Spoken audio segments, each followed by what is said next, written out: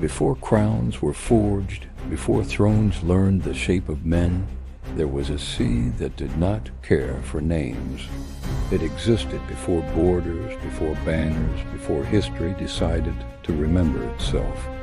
And it was hungry, not for flesh, for authority.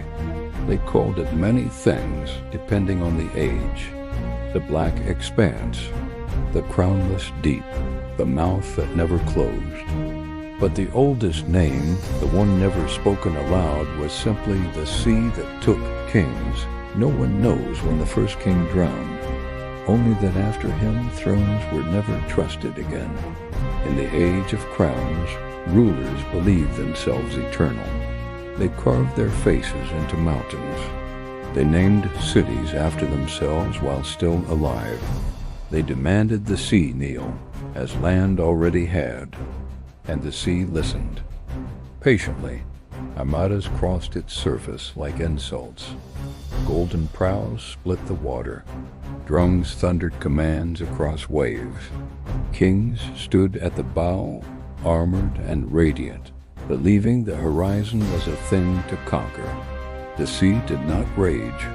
It did not storm. It did not warn. It became still. The calm unnerved sailors.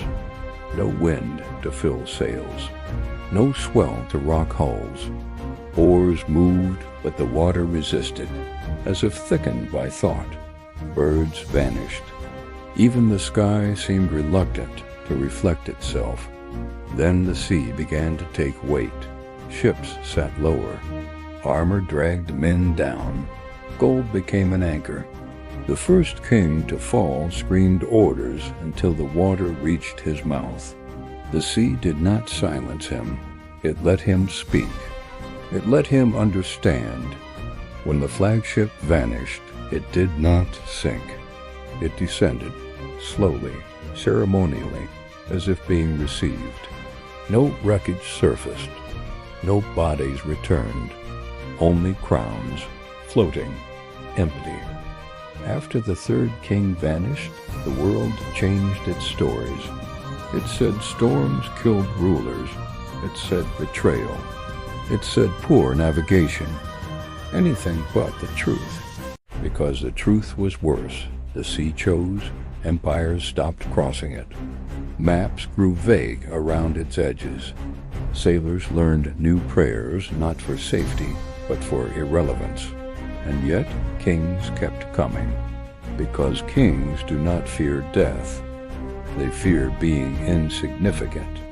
Each believed himself different. Each believed the sea would recognize him. It did. Witnesses, those rare few who returned, told the same story. The sea did not pull them under. It opened. Beneath the surface was no chaos, no beasts, no fire, only depth arranged with intention. Sunken thrones, banners folded neatly, weapons laid down as if ordered, and kings standing silent, watching upward. Not imprisoned, employed.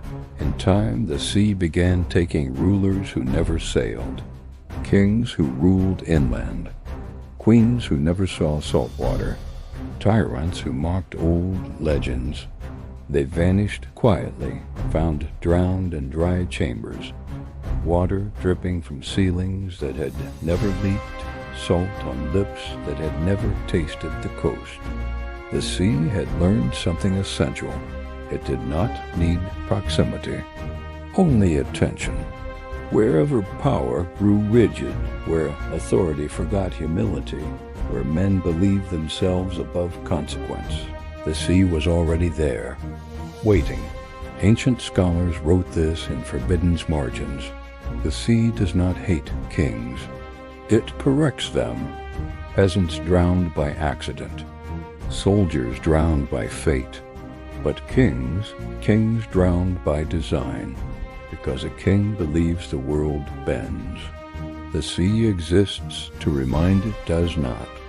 It takes those who command without listening, those who stand above and refuse to kneel, those who mistake silence for obedience.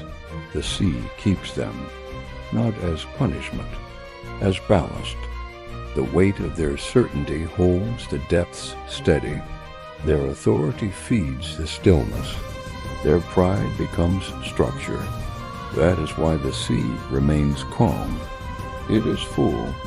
There are no storms where the kings lie, no chains, no screams, only watching.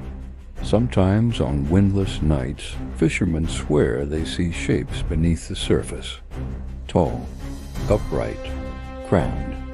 They do not wave. They do not beg.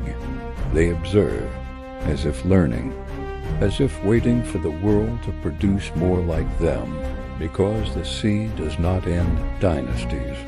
It harvests them. Remember this, carved deeper than law. Empires fall to fire.